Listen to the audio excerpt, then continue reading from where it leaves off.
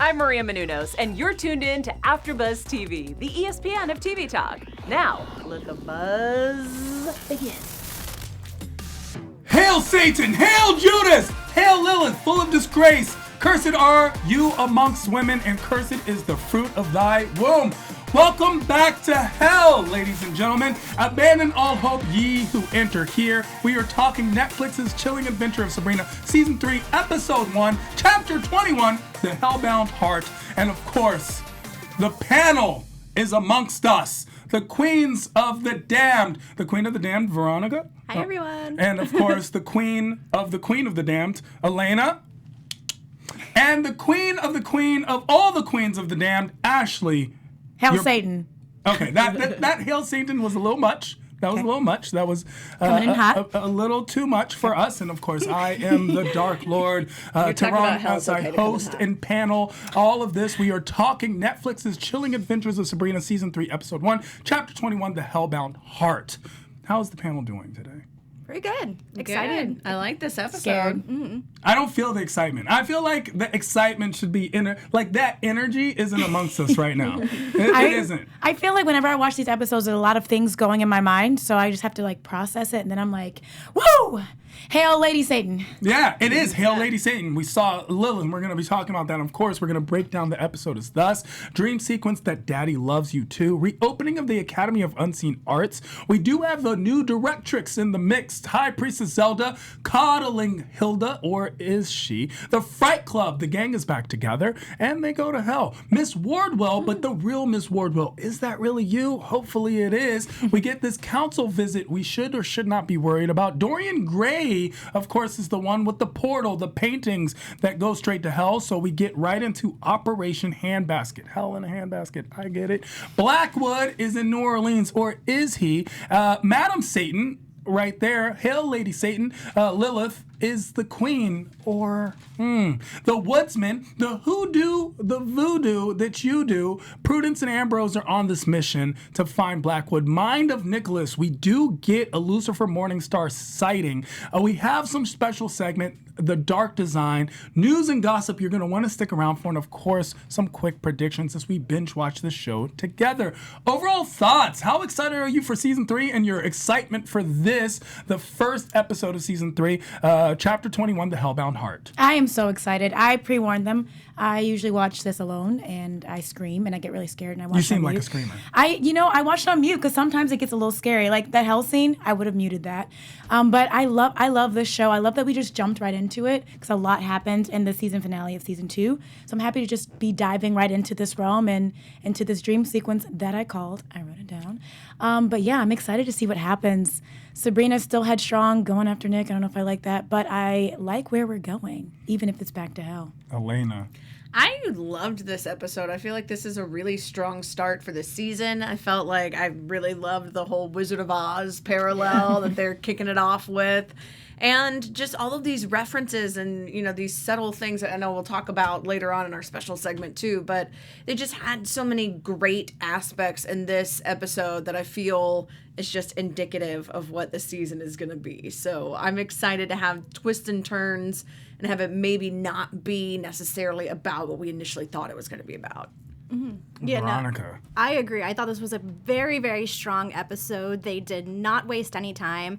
I honestly thought this entire season was going to kind of be this big buildup of how exactly are we going to get Nick back from hell? How exactly are we going to keep Satan trapped?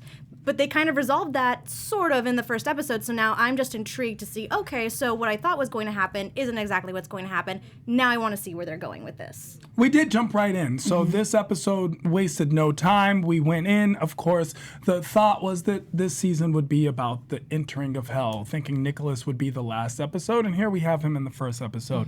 And I'm super excited for this season. I've been waiting for this. Watching the show on mute, I remember watching Season 2 on mute. And at one point I started floating and my head spun, and then I got 3 knocks at the door and Lucifer came. I had to sacrifice a goat. It's amazing. The show and its realism is amazing. And with that noted, there are certain things that I do have to point out. I am not a fan of Sabrina going in to chase her boyfriend so much. I would understand chasing Nicholas as the person who she cares for, but oh my God, I can't live without Nicholas. I want Sabrina to be, and not to mansplain this, but the embodiment of that feminist empowerment that Witches and Sabrina is supposed to stand for. Also, the Dark Lord. I feel like the Dark Lord should be way more powerful. Season 2, you could basically tweet this guy and he would come after you. You know, I want the Dark Lord to be an entity, he's an entity of the cosmos. So I want him to have this supernatural ability, not be as easily accessible, be able to wrestle Nicholas. He shouldn't be able to be put in a chokehold by Nicholas, that's for sure. I need more out of Lucifer Morningstar, and I don't know what direction they're going to go with this. I do give the benefit of the doubt to the writers and, of course, what they have done, because obviously I'm here.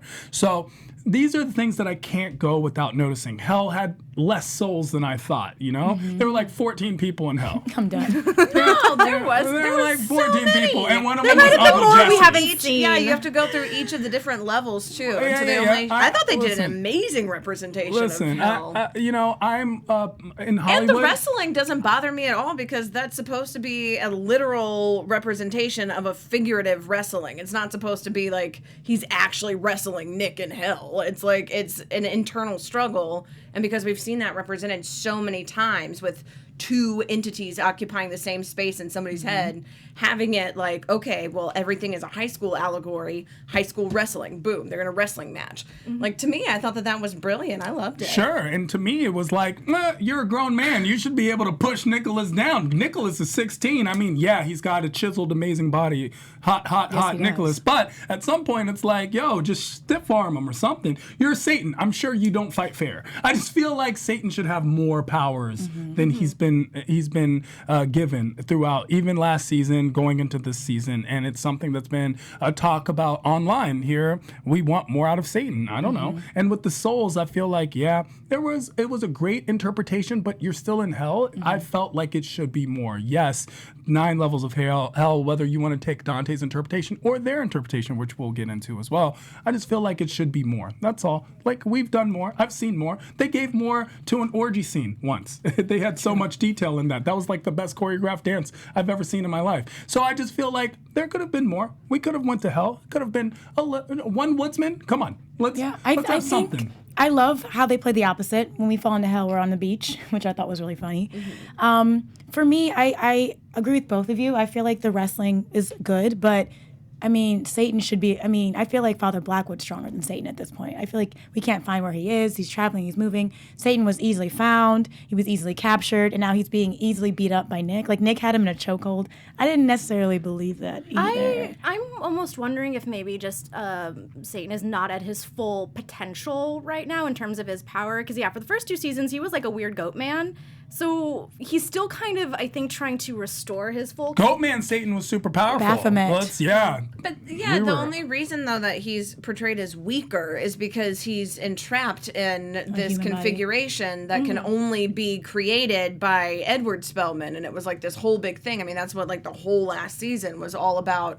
Satan is impossible to encapsulate unless you are the ultimate. And so it's showing that her mortal father is actually as powerful, if not more powerful, than the untamable entity that is her Satan father. Which is my problem. We've been praying to this guy. Maybe we should be praying to Sabrina's isn't dad. that the point of this? Is that it's saying like, but Lilith is the one who ultimately was able to overthrow it. And if it's the whole point of this is that it's about feminism, is they're saying, you know, a concubine, a whore, whatever label she's given, she can't be this leader. And this is saying, no, you're wrong, because the man that you thought was infallible actually was able to be captured, and he was captured by a witch out of love for his daughter versus seeing her as just a means to an end. A word. A word. Hey! Not trying to break your mic. I'll leave it on the tape. A word. When Lucifer can see through a glam, then call me. All right, so let's get into the dream sequence of Daddy Loves You Too, right? So we get that beginning opening scene, and we see Sabrina in hell, and it turns out, and she finds Nicholas, but it turns out it's Daddy Morningstar, and they have this weird interaction as always. thoughts. That would be a good band name, Daddy Morningstar. Yeah. I'm like, here sorry for about Fright Club, but I'd be very Daddy curious to Morningstar listen, and be yeah. like, oh. I feel like hardcore You know, rock. Daddy Morningstar's playing at the Palladium on Thursday. you wanna We should go? Totally go. Yo, there's a band this season. That should be their name. Yes, boom. Should have been their name. Netflix. I always love Sabrina's one-liners against her dad. They're always like so like, I don't know. She's like, yeah, this, dad, but daddy. But they are kind of weird. But I feel like he has so many names. I feel like Lucifer is yearning for the father-daughter love. I mean, no, he can be like deceitful and lying, but I still feel like he's yearning for this kind of love with Sabrina. Yeah, he lies all the time. He admitted it. He admitted it. But he said that one part he wasn't lying. Not this time. But I feel like this is of him. This is of who he is. So, and she can call him out on that. And she's not afraid of him. So I feel like I like their dynamic, but sometimes kind of it kind of weirds me out. But I like it at the same time, which is kind of confusing, but I do. Yeah. I think they have, I mean, obviously this very Like, how do you odd describe it? relationship. Right. Yeah. It's this very, like, intricate, odd thing, but it's also, you know, the representation of the two different universes that she can choose. But ultimately, at the end of the day, she is a 16-year-old girl. So one of her other choices is like, okay, should I be the queen of hell or should I join the cheerleading squad? Prom queen. So, you know, it's like, it's such an interesting dynamic. It's just why I think the show is so fun to watch, is because it makes these grandiose, it kind of reminds me of Buffy. Like growing up, I would watch Buffy and it would be these tangible things to represent all of these emotional obstacles that you were feeling as a teenage girl. You know, it's like, okay, but now you have these as a physical demon that you were fighting. And so it makes it feel like it's more, almost more digestible. It makes your own problems feel like, okay, well, you know, I can tackle this because, you know, somebody's rude to me in the halls, but Sabrina can tackle that and also fight off three kings in the circle of hell and Caliban. You know, it's like, It's like she's a witch. She's queen of hell, but she's also 16 and has homework to do. Like, you know, it's like cool seeing her balance all of this together. And I love, too, this season, the first couple seasons, she was always like, I have to choose. And now she's like, I can just do both. Yeah, I think that's such a good point. And balance is such the perfect word for that, too. I think that's what basically this season kind of It's balancing is about. being 16, but also having this responsibility in this other realm that's completely invisible to everybody else except for her friends and her family. And I think she wants to do it her way because she does have this other part to her where she does come from the human world. She definitely wants to do it her own way. Their relationship to me is just very problematic and strained because up until a month ago, she didn't have a relationship with this guy. She didn't know about any of this other part of her. And I think that, you know, he comes in with this agenda of what he wants her to fulfill, but, you know, she has her own thing going for her. You know, she's lived her life up until now not having to, you know, listen to this guy's rules or have to take on this kind of responsibility. So if she's going to do it, she wants to do it her way. Well, let's discuss that because she did get those DNA results and it turns out she's 100% that witch. So is Sabrina a Spellman or a Morningstar? Can she be both? I think she's both. I mean, she signed both books. Her blood is of both. I feel like she is both, and I don't think she has to choose. I think she used it to her benefit, which who wouldn't? She's 16, and if you're a witch and you're also like Queen of Hell, or you can be Queen of Hell, why would you not choose both? Use it to your benefit when you need it. She's definitely both, but I think she brings in more of her Spellman side because, as I've kind of mentioned, you know, if she's going to be the queen of hell for right now to, you know, in order to kind of get Nick back. But I think at the end of the day, she's going to realize, oh, I can change it and I can make a difference. And I feel like that's a lot of her Spellman coming in. I agree. I concur. With which statement? Are we more Spellman or Morningstar? I think both. I think Equal parts? Yeah, because she's and it's a fluctuation. It's whenever the situation calls for it. It's like those little if you ever had one of those toys that have like the oil and the kind of like water things that they move back and forth. If you keep it at an equilibrium, then it's the same. But, you know, if she needs to lean a little bit more witch, then more of her witch side will come out. If she needs to lean a little bit more human, more of her human will come out. You know, and then knowing when to use which. Which. I feel like that stubbornness is from the Morningstar, and that stubbornness makes her Sabrina. And then her loving. Yes, because Spellmans are known for their easygoing nature, right? No, I feel like she gets her loving, like, good heart from the Spellman side. Her dad's Lucifer. So I feel like she gets the best of both worlds. And she can use it at will. Well, it's a question of nature versus nurture. I'd love to know what you all at home think. Let us know in the comments below. We appreciate all your comments. And, of course, share, subscribe, tell your friends, spread the word. And thank you for making us the ESPN of TV Talk. We appreciate each and every one of you. You are all, if not as much, more so a part of this panel than all of us here today. Reopening the Academy of Unseen Arts. I'm here for it. Is that a move? Yes. Yeah. Where else is anybody going to go? They can't stay at the Spellman house. Yeah, Not I'd anymore. be like, No, it's not. I'm like, why did it take this long? I'm like, a month? A month? After like 3 days, I'd be like, get these witches out of my house. Hold, please. Let's put it like this. They French had toast. what is the witch equivalent of a mass shooting happen at their academy. How long would it take for a school to reopen? True. But at the same time, it's like, okay, yes, we're not. The whole thing is like they're still wondering who is going to do their mass and who is going to, like if we're going to go back to the desecrated church, like who do we worship now? It's like if that's the whole big thing, it's like, well, obviously not this dude. And if Lilith is already on the throne, why was this such a long question?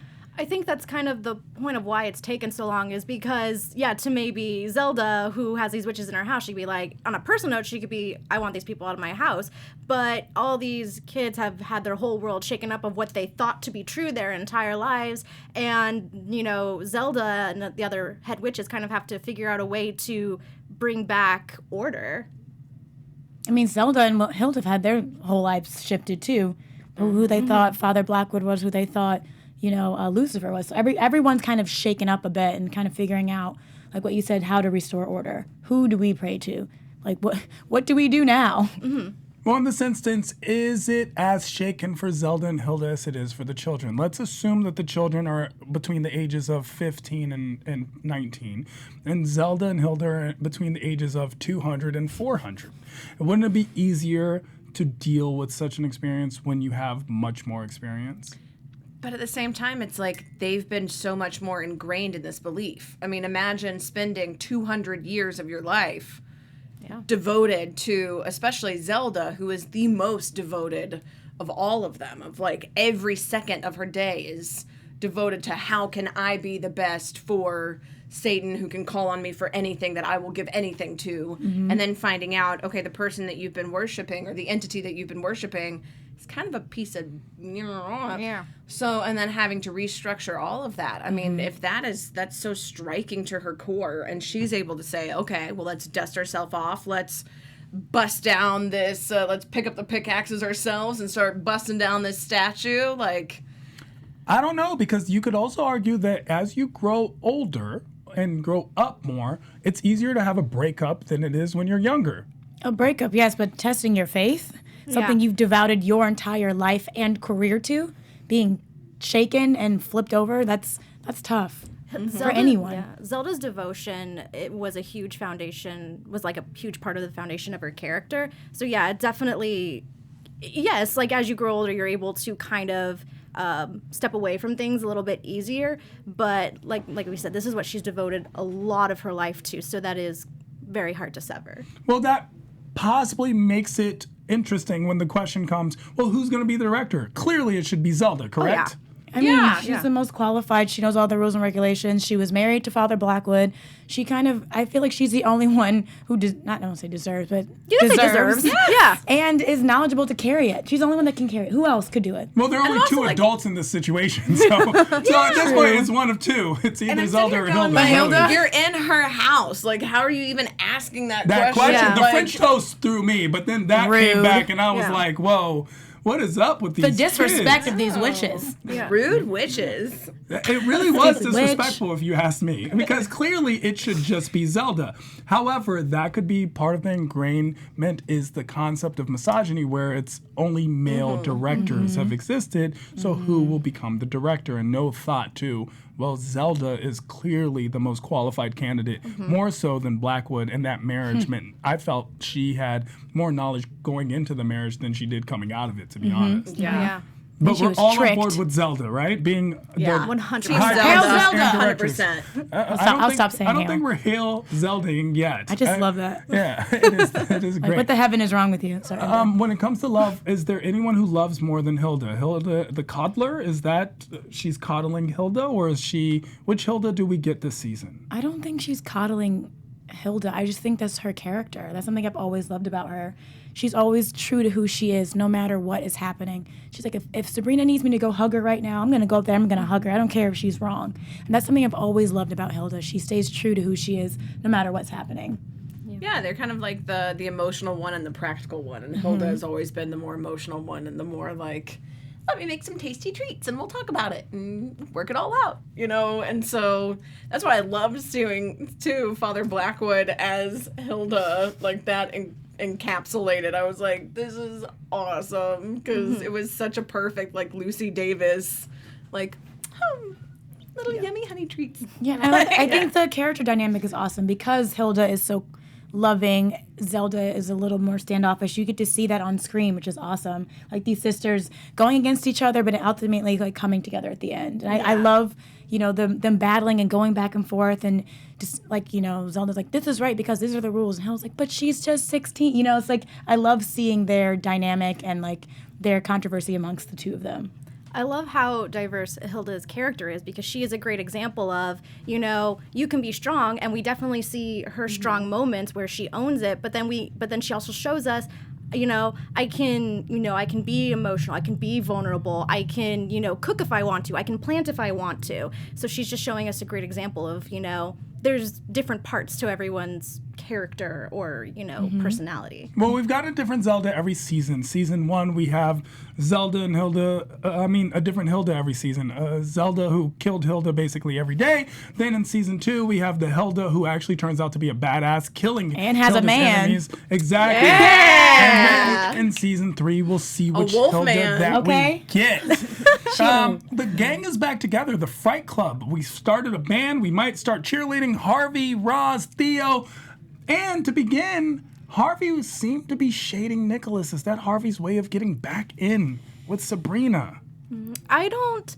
I wouldn't necessarily say that's his way of getting back in with Sabrina. I think that was just, you know, Harvey is coming from a practical sense of like, no, he dissed you, he hurt you, he's still a jerk in my eyes. But it kind of just goes to show that there's a lot that Sabrina is still trying to explain. There is a lot of circumstantial things that happen in kind of the Switch universe, and that's why she's being able to say his actions were somewhat justifiable. But, yeah. Yeah, I mean, I think it's pretty cool, though, that Harvey is still supporting her and still going with her down to the mines every day to do her... And I love, too, talking about Hilda, like, she's so emotional that she's like, she's probably going down there and crying her eyes out. And Sabrina's like, Yeah, no crying. no, just all action. I loved that kind of jump cut. But, yeah, I think he's still supporting her. I don't think he's necessarily trying to get with her, because I think he's still super into Roz, especially... Oh, yeah. That weirds me out. I'm sorry. I just... Harvey Roz. Yeah, that's It's always always made bothered me... me. Okay, can I just say that it's not a always fan made me of- uncomfortable? I mean, I'm happy that they're happy. I'm happy Sabrina's happy. But that duet, though. I mean, No, I like that's your Harvey best. Roz. I just don't like that then- Harvey dated Sabrina and then dated Roz. Me too. That's fair, That's It makes against me uncomfortable. Friend bro zone. ho code. Thank I don't know. you. Well, Can we talk about that? I mean, I think Harvey's throwing a little shade, but because he cares about Sabrina, he wants to make sure that she's... I mean, Nick did lie to her. He wants to make sure that she's going about this the right way and that she is still, like, seeing clearly. Because, you know, when she gets in her way, she kind of doesn't really care what's happening. I think she needs her... That's why she needs her mortal friends, because sometimes Sabrina gets a little headstrong and she needs someone to, like, bring her back to life, and that's what her mortal friends do. But I also with your like, girl. does she need to have her mortal friends with her in hell? Exactly. Nicholas lied to Sabrina. If I remember correctly, Sabrina lied to Harvey. I will say this right now about the couples kind of quieted. going on in this show is I think right now, currently, at least to me personally, I feel like the couples who are together are fitting right now because I think that the characters are with the other characters who best fits their current motivations. But where's Theo's love?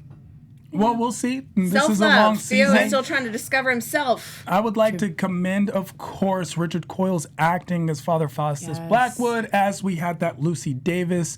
And also, there has to be a note where we realize that Jazz Sinclair has grown a little and lost a lot of weight coming into the season. I mean, that's a difference in looking. No glasses. We're getting that look. Do we like this new look, this new Roz? I do, because I think it's Roz kind of, becoming more confident. I think that has something to do with the cunning. I think she has been able to say, you know what, I have accepted this about myself, and I am going to find a way to control it and, own it. I'm not going to be afraid of it anymore. Roz is going through a lot. She was blind. She lost her grandmother. I feel like she's figured out who she is, and she's proud of who she is. Yeah. Even though she's dating Harvey. Man, watching Roz, though, in Hell, that was rough. That was, I think, the roughest. Can I ask a question about Hell? I'm just kind of curious. I don't know what you guys thought about their kind of concept of Hell. I know it was kind of going off of this, like, Wicked Wizard of Oz vibe, but I almost got the idea of, is Hell supposed to be kind of more like a psychological trauma where they are seeing their worst fears, imagined? Because we did see, Theo with Uncle Jesse. We did see, whatchamacallit? Harvey and Tommy. We saw Roz and her grandmother. Thank you. And I think those were all of their, biggest fears, is because they weren't able to help those their loved ones. And then Sabrina's fear could be she wasn't able to help her loved ones either. Her loved ones being her friends. So I'm almost wondering if it's like Hell is kind of more this psychological trauma where you manifest your biggest fears, as opposed to like a set place where there's just, torture and fear. Well, we'll definitely get into Hell. Really quick on the note of Roz, I actually preferred Roz in the last season. I like that look of Roz. I mean, I know this is something that they feel is like porn, but I enjoyed the way she looks. I do like how empowered she is this season going in. And of course with Theo seems to have come into himself, and I really like this form of Theo, because they're all such stronger characters. As far as Hell, what are your thoughts on them going into Hell? And the concept is Sabrina selfish for bringing her mortal friends into Hell? That has been a question that's been online, the selfish of Sabrina. Yeah, so two things. I'll say quickly. I feel like the testing was what Lilith sent for them. I don't think that's actually what Hell is. I just think they're being tested through Lilith because she knew she was there. Oh, yeah. They were there. And I think I always feel like Sabrina has good intentions, but sometimes she forgets that not everybody's a witch. Like, she kind of guilt tripped him into coming with her. She's like, I mean, if you still want to go. I'm like, that was passive aggressive. Like, of course they're not gonna be like, no, go by yourself. Like, they care about her. We're at band practice, witch. Like, like, leave us alone. You didn't want to join, and now you're here telling us to kind of could stop. tell they didn't want to go when they were sitting and talking, and then she kind of sprung Guilt it on tripped them. into them.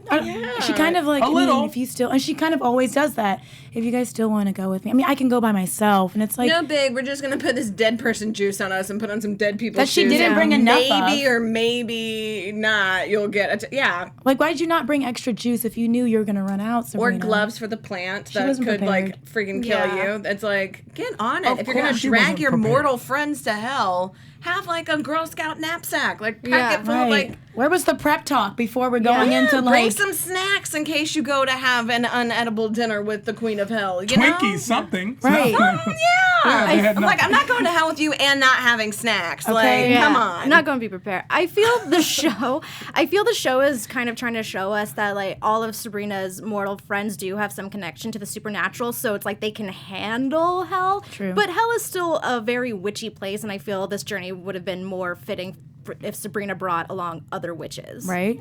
We're She the has weird some witch. sisters. She has some witch friends. She has witch friends. Friends? People that owe her. Dorcas ain't doing nothing. Yeah. Okay. People that owe her. People that owe her. They do owe could her. have come along. I mean, Yeah. they understand what's going on. She brought people back from the dead. I mean, the least you can do is go to hell with her. Something. There's something. She did take her friends. I do not think they were very prepared. They seemed ill-prepared. And I think on the terms of the psychological status of hell, I would have preferred that hell. I would have preferred a hell that was more encapsulating of a more mental and this seemed to be a set hell, simply because, yes, we saw Uncle Jesse and Tommy and Principal Hawthorne. However, they seemed to be characters that were there regardless of what was happening. Uncle Jesse threw me off, but that was the one. That was just to have the whole Wizard of Oz The parallel Scarecrow, of, like, yeah. the Scarecrow Sure. Man, and then the Tin Man, though, I was like, okay, The very woodsman. literal with this. The Yeah. Woodsman, yeah. But like, how did Sabrina say that Tommy was not real, but Uncle Jesse was real? Because Uncle Jesse was actually being tortured, and the Tin Man was somebody who was sent by the Queen. So the Queen was using manipulation tactics. So because the Woodsman was oiled and ready to go, that was kind of like a glamour almost type I deal. still think that the woodsman was Tommy. I still think. I No, do because we too. already saw Tommy. He's missing an arm. Like we already know, and he's Sure, in like sure, a but different. he's in Isn't a he also different still body. trapped? He's trapped in this other, like, he's in purgatory, which they even talk about the Dante's 3 stages. So this is a different place. Sure, so. but you can go from purgatory to hell. I mean, Lilith is the queen. I think that was Tommy, and Sabrina killed Tommy again. I just don't I understand feel why like- we didn't have like a cowardly lion. Like I was like, but the cowardly lion is a nun, and then they're like, but why? And it's like, because your dad's a preacher, and I was like, but why? You still didn't explain why it's not the cowardly. Like you're not going with your Give own some theme. half answer. Yeah, I was like, you can't have this this man who's supposed to be the flying monkey in a full bellhop outfit like the flying monkey, and then be like, but you're a nun. I'm like, what? Like something. Like I don't know. Like do her hair to look like cat. Like something. Cat I don't ears. know. Something. I think the hair was done a little up. I But it feel wasn't the like hair cat was ears. done It up. was just like I'm in hell, so my hair is bigger. It was an updo. Yeah, so I'm different. Yeah. It was an updo. Yeah, I was like, okay, well. I did like the characters in hell, and of course we do meet Madam Satan. Lilith is on the throne, Ooh, those outfits. Hail Satan. Okay, I'm but done. not Like really. hail the costume designer. The Okay. throne Yes. is in question. There is a possible coup d'etat. The three kings, we have the hordes of hell, and of course we meet Caliban, who we met in the beginning, and now we're meeting again. I was so confused on who this guy was because as we go along, the Red Blood Road, which I thought was funny, we see, hell just being a very like gruesome place. But they show up on this beach. His hair is blowing in the wind. He's very clean cut. I'm like, who is this guy and why is he here? And then we find out. And I was like, who is this guy and why is he here? Hey! I know, I'm more with you. I was like, Caliban. Caliban. We'll talk about this a little bit more too in the special segment, our like kind of references thing, but this is a very specific reference. His name, the beach, everything is all very specific. They had so many references to so many things in hell that it was like multi-layered. We definitely get a lot of Layers parts of of hell. We get City of Pandemonium, Shores of Sorrow, Forest of Torment. These are the three parts of hell. And then, of course, we meet Madam Lilith, who is on the throne And Baxter High. in the City of Pandemonium. The Baxter High reference may not have been a part of hell. It was a reference to High School is Hell. Yeah. And that's where they ended up going in through the door. What were your thoughts on their meeting with Lilith and, of course, Nicholas being chained next to her? I mean, that collar made me sad. Me too. I was like, oh. Kind of liked it. I feel like it was easy. I guy. wanted to see Sabrina and them go through a little bit more. It's like they were in school and then it's like, just kidding, Lilith wants to see them. And it's like, oh, come on. Like, that was a little too easy At for that me. point, a little bit more would have been Roz being cut open and shredded. Yeah. But no, I mean, I was like, Sabrina's gonna find a way to get them out of there, and then get back on the road, and then they're gonna go through some more things. But it was kind of like, nope, here comes Lilith sending for them. They have to go to Lilith. I feel like Lilith has just always been a very interesting character in that she doesn't carry the same agenda that Satan has, whereas, she just wants to be given the recognition that she feels she deserves. And I thought that the moment when Hilda and the rest of the school kids were praying to her was the moment where she finally kind of felt that recognition. She's like, they're praying to me. Yeah. You hear them? They're praying to me. That's what Lilith is looking for, and of course she does not get it. We get the three kings of hell who bring the hordes of hell and band together the infernal court and, of course, Caliban. Thoughts on each of those? Three kings of hell, I'm believing it's the exact same demons that we saw in season 1. Yeah, it's the same. They're the The kind of antithesis of like the three wise men. I mean, Go ahead. I was gonna say, if they're talking about power and rightful rulers, like this Caliban's made of clay. Like, what lineage does he really have to sit on the throne? Get out of here, dirt boy. Exactly. Right. That's all the she had to Caliban, say. Like, that's how I felt. Yeah. Dirt boy. Yeah, I feel someone like, should why have don't just they brought just that give up. Lilith something? I mean, she did spend some time with Lucifer. She has great powers. She knows all of hell. Like, why is everyone just like, nah, not her? 'Cause she's Nah, a not her. woman. Nah, not her. And then she's a Sabrina comes up woman. there and she's like, well, I'm a woman too, but I'm also rightfully. But even then, they were like, they still nah, fight her, bitch. We got this dude. The concept is she's a morning star. The question was, you're not a morning star, Lilith. So we bring a morning star, and yet still wasn't Not good enough. Okay, well, not you. We want Caliban. Someone should have raised the concept of, hey, Caliban, you're made from dirt. And another thing I have to raise, Sabrina, in season 1, I was a very big fan of the diversity that Sabrina had, considering the concepts of Ambrose as the cousin that wasn't explained, Prudence. But as I've seen in season 2 and going into season 3, the lack of diversity actually really is something that does not sit well with me. We have not seen a single entity be a person of color. Except for Father Blackwood's wife. No. I'm talking about an entity. So we get angels. They're not people of color. We get Caliban, also not a person of color. We do get people in the Infernal Court who had no speaking lines. Some of them were people of color, however, not enough. I don't know why Caliban couldn't have been Jamal. I just don't understand why we couldn't have gotten someone. It could have been, where are there are a billion Asian people on this planet in one place. I think that some of them possibly went to hell. I think that, a lot of the drug lords should have been in hell. We should have got a Pablo Escobar sighting. Something. I will say, though, the Prudence Ambrose storyline, though, Marie, bringing her in, I thought she was dope, and I hope that we see more of her. I hope so, too. I We hope did that get a that's not a glimpse of one-off. her. We will. Their quest, I am here for because they are fire. Again, kind of going back to the couples of the show, people are together because they share similar motivations, and I love seeing them work together, kind of sprout this, very a lot of this chemistry. It's hot. Revenge sex. Yeah, Sex exactly. magic. I want to watch them more on their journey. I agree with you. I would like to see some more people of color in the show as entities, not just as background witches or like background demons, but like people who have power. I mean, we do have Marie, so we can get to see what she does. But if they're going off to Scotland, like the whitest place in the Exactly, world, it's yeah. like, Why are not we gonna going to be go like back that? to New Orleans? Because I would like to see what New Marie's Orleans up was to. an excellent choice, of course, with Yes. this connection to voodoo and Yes. witchcraft. That was an excellent choice. We do get Marie, who had this voodoo, which is a form of magic that they had not been taught, immediately knowing they're New England witches. But I agree with you guys that I think diversity. more diversity. And I remember you bringing this up last season, Tehran, and we were kind of hoping more for it from this season. Maybe there is, and we just haven't seen it yet because this is only the first episode. But I agree with you. Even though, by the way, love Caliban. Oh my God. Me too. Where do they find these hot people? Like, this actually has given me a complex at some point, right? There's Like, like a sheesh. Netflix CW like breeding ground And that somewhere off hair. that. It's like, what? How? There's they're like, love oh, it. you want to be a character on a CW show? Abs And hair. great hair, Yeah. flawless skin. They breed good. them. They breed them. ridiculous. There's a Netflix CW like breeding center. Yeah, man. There is one. Another question And I that's come want up online tickets. is, of course, Same. Ambrose is supposed to be sexually fluid. I do enjoy his relationship with Prudence a lot. However, we took the one sexually fluid character that we had specifically and made them into a heterosexual relationship. Are we still shipping this? Pooh Bros. I think for now. I ship it, but I yeah. want to see. I mean, isn't Prudence fluid as well? yeah.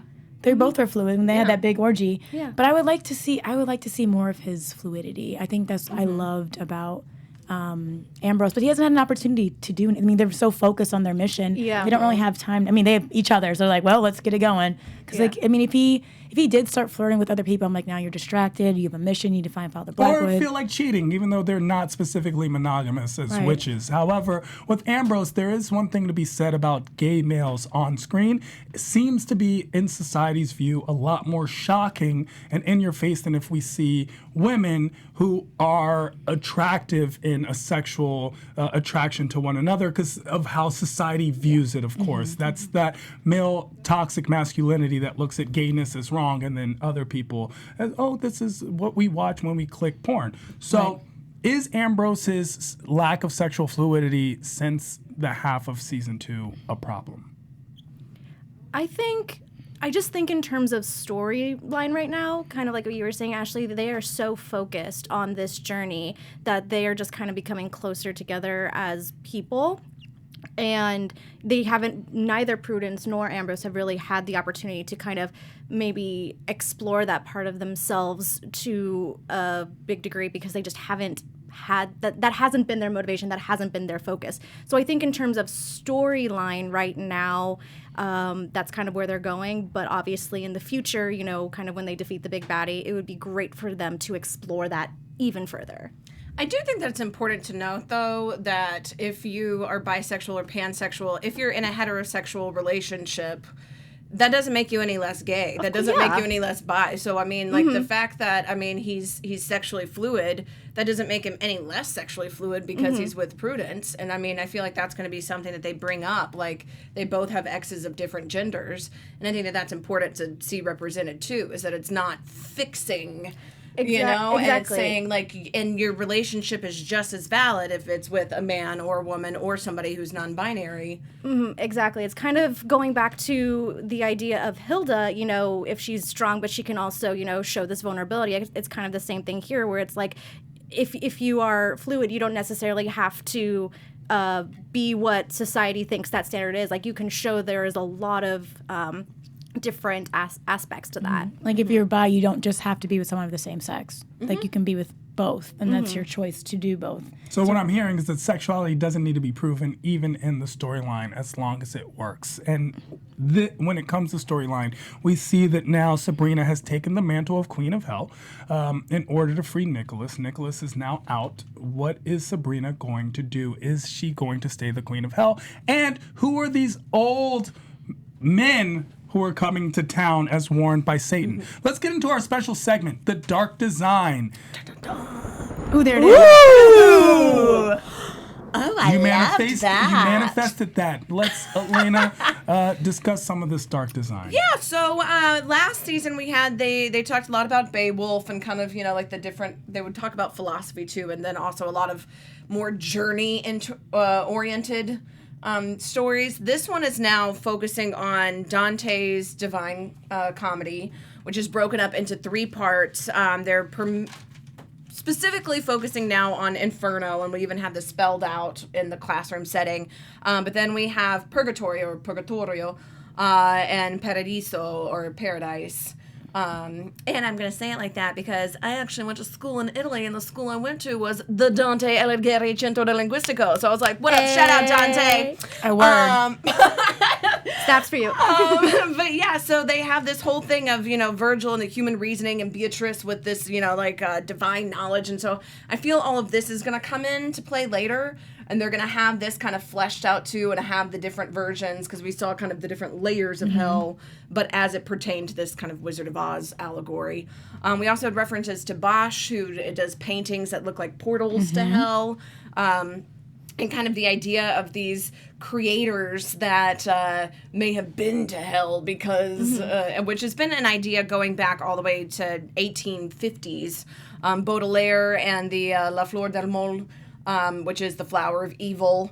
That whole reference that they have that Dorian Gray asked for, that's a reference to a specific book that was written by Charles Baudelaire in 1857, and it's this kind of symbolism of like modernist movement that's coming in. So that I thought was pretty cool. That is actually broken up. The Fleur de Mal is broken up into 6 different segments that were kind of referenced throughout, which I thought was kind of neat too, is the spleen and ideal, which we actually see the spleen of the principal and everything, and then their ideals. Parisian scenes, which we then have just kind of referenced in whatever. Wine, which we see throughout. Flowers of evil, revolt, and then ultimately death. So we get the revolt, and so now it's kind of this illusion of, oh, what's the next? death gonna be? What's that one gonna be? Dun, dun, dun. But yeah, they also, the Caliban reference is to the Tempest. Caliban was this, the kind of dirty, grungy man that they encounter first on the beach, that Prospero first encounters in The Tempest. And it's been kind of said that it represents this kind of Freudian ideal of like the id, the ego, and the superego. And Prospero is the superego and Caliban is the id. So he's just pure hedonism, which is kind of one of the ideals of La Fleur de Mal, is this idea of hedonism, of just the pleasures of the flesh. So we see this kind of idea of responsibility versus, the ideas of just pleasures and what the church has been about up until that point. So kind of cool to see it all referenced in like who's going to win. Sabrina, who represents the idea of thoughtfulness and rationale, or Caliban, who is just death, destruction, do whatever you want type deal. And having that kind of played out with these historical references, I thought was really cool. Even having it on the beach, I was like, okay, I see you. It's very cool. Caliban is a necessary idea that is from The Tempest. Let's talk about certain things really quick. Jumping into predictions. Your AfterBuzz TV predictions. I'd love to hear what Ashley thinks is coming up next. I feel like because we were hit with so much in this first episode that we have a lot to unpackage coming up. Obviously, I feel like Ambrose and Prudence are going to go to Scotland just to try to find Father Blackwood. I think they're going to bring what's her name in New Orleans with them? Marie with them. So they can keep using her voodoo to help find Father Blackwood. I feel like Nick's gonna escape, and they have to figure out where he goes. We have the other older men coming in, and some stuff is gonna stir up. So, yeah, I feel like Sabrina's gonna have to spend a lot more time in hell. We're gonna see more. Elena. I feel like definitely Sabrina's spending a lot more time in hell. I'm with her friends. They're like, because you keep saying you're not moving to hell, I feel like you're moving to hell. So I feel like we're going to get that as a slow progression where she then has to kind of split her time between the two. And I'm just ready for some pom-poms. I'm ready to see cheerleader Sabrina. So give them a hell of a show, girl. Let's get it. Veronica. Definitely more Sabrina in hell. Was kind of sad that Nick ended up in a dungeon at the end, because I would have loved to see Nick in high school. Human high school. Well, I think that we haven't seen the last of the council and Zelda and Hilda. So I think that's going to be a conflict that unfounds itself. But until then, where can people find you if you want to be found, Ashley? I am on all social media at Ashley Morgan. That's ASHLEIGHMORGHAN. And I'm Elena Jordan, so you can find me on Twitter at Elena Jordan and on Instagram at Elena J. Jordan. And you can catch me every week interviewing your favorite celebrities at MEA Worldwide. That's MEAWW.com. Hey everyone, Veronica Valencia here. You can find me on Twitter and Instagram at it's me, Veronica_V. And of course, and I'm using the pluralis moristatis, of course, we are Tehran, but I am Tehran literally on all social media at IAMTEHRAN. And of course, catch me hosting and paneling on a slew of other AfterBuzz after shows, because all of your favorite TV shows are my favorite TV shows too. Until next time, hail Judas, hail Satan! Our founder, Keven Undergaro, and me, Maria Menounos, would like to thank you for tuning in to AfterBuzz TV. Remember, we're not just the first, we're the biggest in the world, and we're the only destination for all your favorite TV shows. Whatever you crave, we've got it. So go to AfterBuzzTV.com and check out our lineup. Buzz you later. The views expressed herein are those of the hosts only and do not necessarily reflect the views of AfterBuzz TV or its owners or principals.